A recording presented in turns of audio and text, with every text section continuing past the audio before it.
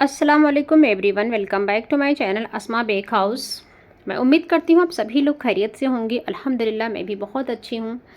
चलिए वीडियो को शुरू करते हैं। बिस्मिल्लाहिर्रहमानिर्रहीम। थंबनेल को देखकर तो आपको समझ में आ ही गया होगा कि आज हम लोग एक बहुत ही प्यारा सा कस्टमाइज्ड गर्ल थीम केक बनाने वाले हैं, जिसके अंदर हम कुछ नॉन एडिबल टॉपर्स का भी यूज़ करेंगे। इसी के साथ साथ हमने कुछ फॉन्डेंट के भी टॉपर्स को बनाया है। तो ओवरऑल आपको एक ही वीडियो में बहुत कुछ सीखने को मिलेगा। वीडियो को लास्ट तक देखें ताकि आपसे कोई भी पॉइंट मिस ना हो पाए।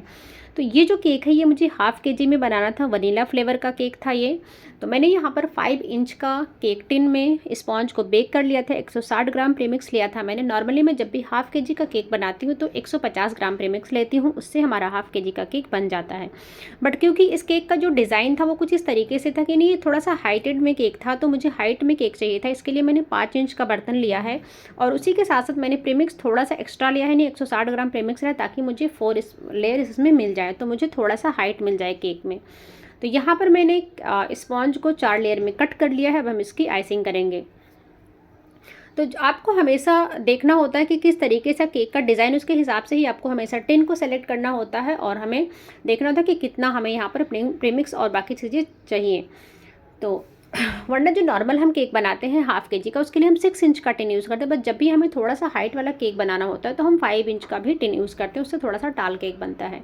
अब क्योंकि ये हमें वनीला फ्लेवर में केक बनाना था तो यहाँ पर मैंने क्रीम को अच्छे से व्हिप कर लिया था। उसके अंदर मैंने वाइट चॉकलेट गनाश डाला है और थोड़ा सा हमने वनीला एसेंस डाला है, तो इससे हमारा जो क्रीम है वो उसमें एक अच्छा सा टेस्ट आ जाएगा। तो अब हम यहाँ पर फ्रॉस्टिंग करेंगे। तो अगर आप सिर्फ स्पॉन्ज के अंदर क्रीम डाल देते हैं कि वनीला क्रीम है, तो उससे वो टेस्ट नहीं आ पाता है। ऐसा लगता है कि आप सिर्फ स्पॉन्ज और क्रीम खा रहे हैं। बट जब इस तरीके से आप बनाएंगे वनीला फ्लेवर के केक को, तो उसका टेस्ट बहुत अच्छा आएगा। तो आप ज़रूर से एक बार इसको ट्राई करना और अपना फीडबैक देना नहीं भूलना, बताना कि आपको कैसा लगा। तो यहाँ पर मैंने लेयर्स को रख दिया। नीचे हमने थोड़ा सा यहाँ पर क्रीम लगा लिया है ताकि हमारी जो स्पॉन्ज की लेयर है वो एक ही जगह पर स्टिक रहेगा। हम इसको अच्छे से सोक करेंगे। तो सोक करने के लिए भी मैंने चीनी और पानी में थोड़ा सा वाइट चॉकलेट गनाश को डाला था और उसमें भी थोड़ा सा हमने वनीला एसेंस को डाला था ताकि जब हम सोक करें हमारे स्पॉन्ज को तो उसमें भी एक अच्छा सा टेस्ट आए।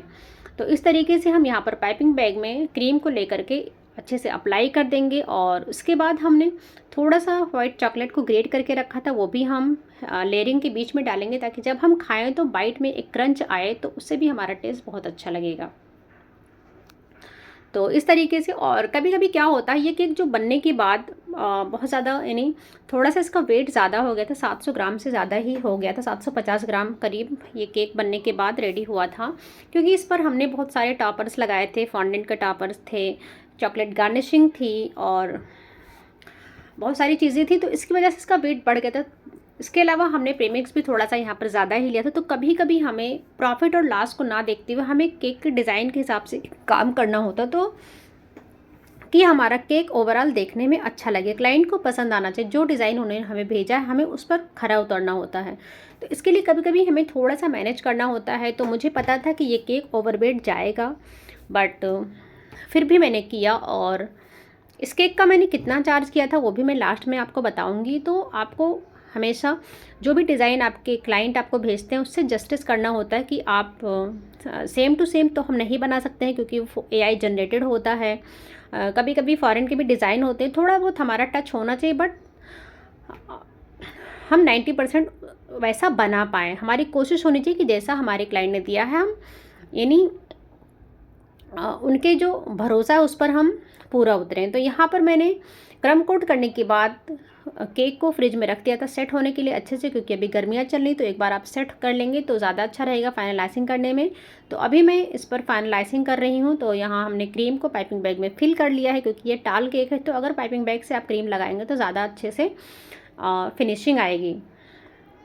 तो इस तरीके से हमें बहुत अच्छे से क्रीम को पूरे केक पर लगा करके अच्छे से इसकी आइसिंग यानी इसकी फिनिशिंग करनी। और ये जो क्रीम है इसमें मैंने एक ड्रॉप रेड कलर डाला था, रेड जेल कलर डाला था। तो ये कलर हमें, ये जो शेड है हमें मिला था। इसमें उतना प्रॉपर पता नहीं चल रहा है वीडियो में, बट सामने से ये थोड़ा सा पीच शेड लग रहा था, क्योंकि वो जो फ़ोटो हमें शेयर किया गया था उसमें थोड़ा सा पीच कलर में था। तो पीच कलर जब भी बनाना होता तो हमें रेड डालते, तो अगर आप पिंक डालेंगे तो वो पिंक हो जाएगा, वो पीच नहीं आएगा।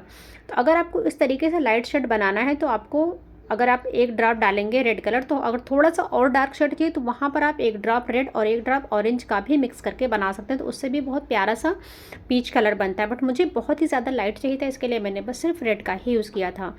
तो इस तरीके से पैलेट नाइफ़ और स्क्रैपर की हेल्प से हम बहुत अच्छे से हमारे केक को फिनिशिंग दे देंगे। तो यहाँ पर फिनिशिंग के टाइम आपको बहुत ही ज़्यादा थोड़ा सा ध्यान देना है फिनिशिंग पर। जितना अच्छा आपका केक फिनिशिंग होगा, जितने अच्छे से आप फिनिशिंग करेंगे अपने केक को, उतना ही देखने में ओवरऑल उसका लुक अच्छा लगेगा। क्योंकि पहले क्लाइंट जो होते हैं या कस्टमर होते हैं वो लुक को देखते हैं। अगर केक ही देखने में अच्छा नहीं लगेगा तो फिर टेस्ट तो बाद में इंसान को पता चलता है। पहले देखने में कोई चीज़ अच्छी लगनी चाहिए, जब देखने में अच्छा लगता है तभी टेस्ट करने का मन भी करता है। तो यहाँ पर आपको बहुत ज़्यादा काम करना है। अगर आप बिगिनर हैं तो धीरे धीरे जब आप प्रैक्टिस करेंगे तो ये चीज़ें आती जाएंगी। अब साइड में मुझे इस तरीके से एक पैटर्न देना था, मैंने स्क्रैपर लिया है सॉफ्ट वाला, उससे हम इस तरीके से हम पैटर्न दे देंगे हमारे केक के ऊपर। और ऊपर में मुझे ब्रश से पैटर्न देना था, जो हमारा ऑयल ब्रश होता है जिससे मैंने अभी भी सोकिंग किया था, उसी से हम ऊपर एक पैटर्न देंगे, टेक्सचर देंगे। तो अभी वो ब्रश को मैंने यहाँ पर क्लीन करके उसको सुखा लिया था, तो उसी ब्रश से मैं यहाँ पर इस तरीके से पैटर्न दे रही हूँ। तो केक हमारा बन करके रेडी हो चुका। अब हमें सिर्फ जो हमने टॉपर्स सारे बना के रखे हैं वो हमें यहाँ पर 1 बाय 1 करके स्टिक करना है। और केक को मैंने थोड़ा सा एक साइड में रखा है, क्योंकि हमें आगे की तरफ थोड़ा सा ज़्यादा स्पेस चाहिए था, क्योंकि हम वहाँ पर कुछ लिखने भी वाले हैं, नेम भी लिखना था हमें, और साथ में हमें कुछ डेकोरेशन भी करना है। तो उसके लिए हमें यानी जो हमारा आगे का पार्ट है वहाँ पर हमें थोड़ा ज़्यादा स्पेस चाहिए था। अब क्योंकि जो केक था वो वाइट बोर्ड पर बना था, कि उसके डिज़ाइन के अकॉर्डिंग वाइट बोर्ड वहाँ पर अच्छा लग रहा था, बट मुझे उस टाइम यहाँ वाइट बोर्ड मिला नहीं, शार्प पर ख़त्म हो चुका था और मेरे पास भी नहीं था। तो यहाँ पर मैंने वाइट उसको लुक देने के लिए मैंने क्रीम से ही यहाँ पर पूरा क्रीम को यहाँ पर पूरे बोर्ड पर स्प्रेड करके इस तरीके से मैंने स्मूथ कर दिया। तो देखने में बिल्कुल ही वाइट बोर्ड का ये लुक आ रहा था, बिल्कुल भी पता नहीं चल रहा था कि हमने क्रीम से किया है सारी चीज़ें। और अब ये जो मैंने प्रिंट करवा के रखे थे नॉन एडिबल टॉपर्स, ये मैं ले आई हूँ। अब इसको हम स्टिक करेंगे, क्योंकि उसमें इसी तरीके की वो गर्ल थी वो लगी थी। ये मैंने पिंटरेस्ट से निकाला था, तो आप इजीली पिंटरेस्ट से कोई भी फ़ोटो डाउनलोड करवा के आप प्रिंटिंग वाले जो भैया होते हैं उनसे आप प्रिंटिंग करवा सकते हैं। ग्लॉसी प्रिंट इसको बोलते हैं। तो इसमें बहुत अच्छी से शाइन होती है। अगर यही चीज़ आप शॉप से लेने जाते हैं तो बहुत ही कॉस्टली पड़ता है। इस तरीके से आप बहुत ही सस्ते में आप निकलवा सकते हैं। तो हर जगह की अलग अलग प्राइस होती है, आप अपनी जगह पर पता कर लीजिए कि आपके यहाँ पर ये कितने में निकलता है।